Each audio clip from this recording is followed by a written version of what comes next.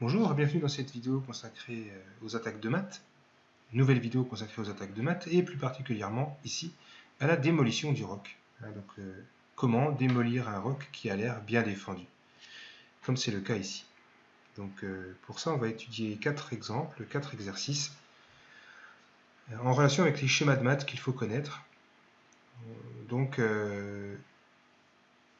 Pour commencer, premier exemple, les blancs ici ont l'air d'avoir une position active, étant donné que leurs 3 pièces se sont tournées vers le roc des noirs. Mais ils doivent se dépêcher parce qu'eux-mêmes sont sous la menace d'un mat. Étant donné que le fou noir contrôle la case H2, les noirs menacent eux-mêmes de faire mat en quelques coups, en 1 ou 2 coups. Donc il faut faire vite. Ça veut dire que la combinaison, s'il y en a une, doit se faire avec un enchaînement de plusieurs échecs qui mènent de manière forcée au mat. Bien. Alors, pour trouver la clé, justement, il faut maintenant regarder la position du roi noir. Évidemment, pour un œil exercé, cette position, ça saute aux yeux, cette caractéristique. Le roi est dans le coin, première chose. En face de la dame, deuxième élément important, donc. Et du coup, le roi est sur une mauvaise colonne, une colonne qui peut être facilement attaquée par la dame et aussi, point très important, par la tour. Donc, quand vous avez une tour en troisième rangée comme ça, ou en quatrième, ça dépend des fois, elle peut vite arriver en attaque sur la case H3, le plus souvent, mais parfois ça peut aussi être la case G3, pour attaquer le roc. Donc ce thème-là, il va vraiment falloir le garder en tête, parce que cette tour va avoir son rôle à jouer aussi. Bien, donc ici on a déjà vu qu'il y avait du jeu sur la colonne H. Le problème, c'est qu'on a deux obstacles sur cette colonne H. On a le pion H7 qui défend encore son roi, et le cavalier H4 qui obstrue un petit peu la colonne et qui empêche à la tour par exemple d'agir pour le moment. Bien. Dernier facteur essentiel, les cases de fuite. Est-ce que le roi noir a des cases de fuite? Non, à cause de ces deux pièces. Et en plus, on remarque qu'une troisième case est contrôlée par le pion blanc. Donc en fait ici, on voit se dessiner un petit peu comme un fantôme, en filigrane un petit peu, un thème qui doit vous parler. C'est un thème très important, donc un thème de maths, un motif final de maths. Et ce motif-là, en fait, c'est une sorte de maths du couloir, mais sur le côté et pas sur la bande, et pas sur la dernière rangée. Donc ce serait plus sur une colonne. En général, la colonne, c'est la colonne H. Donc on va regarder un petit peu ce schéma. C'est celui-là. Donc un schéma où le roi n'a plus de case de fuite à cause de pièces noires qui l'encombrent, de pièces de son propre camp qui l'encombrent, et aussi parfois d'une pièce adverse qui contrôle la case. Et donc ici la tour n'a plus qu'à se mettre sur le couloir pour faire mat, étant donné qu'aucune pièce ne peut se mettre devant. Voilà. Donc connaissance motif, on reconnaît tout de suite qu'il y a moyen de le mettre en œuvre dans cet exercice. Le tout, c'est de ne pas se tromper dans l'ordre de coups, donc il faut quand même calculer comment on fait pour arriver de manière forcée au résultat final. Donc comment on fait pour ouvrir la colonne H et mater avec la tour. Donc pour ça, évidemment, il va falloir ouvrir la colonne H en sacrifiant la dame. Mais à quel moment la sacrifier? C'est ça le plus important. Si on commence tout de suite avec dame prend, H7, roi prend, on n'a plus d'échec ici. Et du coup, c'est très gênant parce que les noirs, comme je l'ai déjà dit, contrôlent la case et menacent de mater en B1 ou en A1. Donc, il faut faire plus vite que ça. Ici, on n'a pas le temps. Du coup, on n'a pas le temps de mater. C'est les noirs qui vont mater en premier. Et on a trop de retard au niveau matériel en plus. Donc, même si on arrive à parer le mat, on perd. Donc, il faut commencer par l'autre échec qui est possible, qui est cavalier G6. Échec, et qui a comme intérêt de dégager la case H4. Et du coup, la colonne H commence à être libérée pour la tour. Après cavalier échec, en plus on n'a qu'une seule solution pour les noirs, qui est de prendre du pion F. Et donc maintenant, ça y est, on a un petit peu notre muraille là qui se dessine. Il ne reste plus qu'à ouvrir cette porte quelque part, la porte du couloir on pourrait dire. Et il ne manque plus qu'à ouvrir cette porte du couloir en sacrifiant la dame. Donc dame prend, tout sur échec, sinon on n'avait pas le temps de parer le mat. C'est les noirs qui allaient mater en premier sinon. Et maintenant, un magnifique mat quasiment identique à un mat du couloir. Voilà. Donc premier exemple radical. Et tout de suite, quand on connaît des thèmes par cœur comme ça, des motifs de maths, on arrive à les reconnaître, à reconnaître un peu leurs fantômes et à se dire, ça y est, en filigrane, on voit qu'il y a ce thème dans la position. Donc là, ce sont des maths en 3, et il y a parfois des maths plus compliquées, évidemment. Mais pour le moment, on va rester sur des maths en 3 coups. Deuxième exercice, c'est plus tout à fait le même thème ici qui arrive. En examinant la position, on voit vite que au niveau matériel, c'est équilibré. Les noirs ont la paire de fous, donc on pourrait tenter de dire que les noirs sont mieux. Mais les blancs, eux, ont du monde quand même bien placé sur des lignes qui donnent en plein sur le roc. Et on a aussi la tour G qui est en embuscade, donc on a les doublement des tours sur la colonne G qui semblent dangereux. Bien. Pour le moment, on ne peut pas exploiter ça parce que le pion G7 est bien défendu. Le pion G7 pour les noirs est bien défendu. Et le pion H7 semble bien défendu aussi, cas par le roi. Mais en se rappelant un petit peu les thèmes qu'on a appris quand on était donc dans le jardin d'enfants des échecs un petit peu, eh bien on se rappelle de ce thème-là. On sait très bien depuis qu'on a appris à jouer que quand les deux colonnes sont ouvertes, ça permet, quand c'est sur le côté, de faire le mat de l'escalier. Donc ce thème-là, il peut arriver aussi au milieu de partie. Et là, ça tombe bien, puisqu'on a un roi qui finalement manque de défenseur. On a juste le fou, en fait, qui défend vraiment le roi. Et encore. Donc il suffirait d'ouvrir la colonne G en l'échangeant. Déjà, et on voit le motif se préciser. Après, encore une fois, il ne faut pas se tromper dans l'ordre de coups, parce que si on commence par ouvrir la colonne G, on ne pourra pas ouvrir une autre colonne, en fait. On ne pourra ouvrir que la colonne G, et ça ne suffit pas pour mater, étant donné que le point G7 est très bien défendu par la tour et par la dame qui est derrière. Donc malheureusement, ici, on ne peut pas ouvrir la colonne H. En plus, évidemment, ces deux pièces lourdes défendent forcément le pion H. Évidemment, ça j'ai oublié de le préciser, mais c'était évident.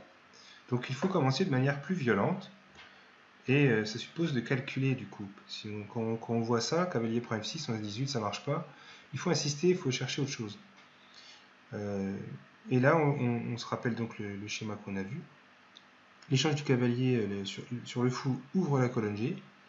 Et si on a déjà ouvert la colonne H, on se rend compte qu'il y a un motif de mat du couloir, du coup, grâce à ces deux tours qui collaborent parfaitement. Évidemment, il faut aussi s'assurer que personne ne peut venir boucher cette colonne une fois qu'elle sera ouverte. Et c'est pour le moment le cas, évidemment. Il n'y a pas de pièce noire qui peut venir ici. Donc on commence par dame prend H7 échec, qui force évidemment roi prend. Et maintenant, cavalier prend F6 échec, qui force la prise, étant donné que le roi ne peut pas revenir ici. Donc si le roi va en H6 ou en H8, ça revient au même que dans la suite principale. La tour fait mat en H4. Donc c'est pareil sur roi H6, puisque cette tour-là s'est décalée et a laissé la place à celle-là qui contrôle bien la colonne G. Donc maintenant le mat est réel. Donc après, dame prend H7, roi prend H7, cavalier prend F6. Il nous reste à regarder G prend F6, mais vous avez vu la fin évidemment. C'est tour H4 qui mate, étant donné que personne ne peut venir en H6. Si la dame avait pu venir en H6, cette combinaison n'aurait pas fonctionné. Mais ici, personne ne peut venir défendre ce pauvre roi.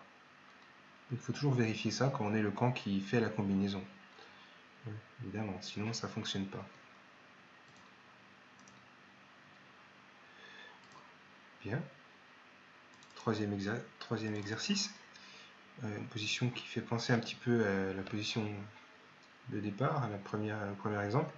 Donc là, évidemment, on a une tour en F3 qui a l'air idéalement placée pour se joindre à l'attaque et faire pression sur la colonne H déjà. On a la dame aussi qui est très bien placée, d'ores et déjà sur la colonne H. Un fou qui contrôle la case G8, qui interdit cette case au roi. Et aucune pièce ne peut venir s'interposer, étant donné que les pions blancs contrôlent bien les cases blanches.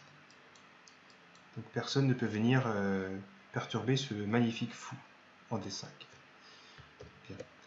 Alors quand même, il faut regarder aussi autre chose, le rapport de force matérielle. Les noirs ont 2 pièces de plus. Donc il faut quand même se dépêcher, parce que si on laisse faire les noirs, ils vont tout simplement fermer complètement la colonne avec H6.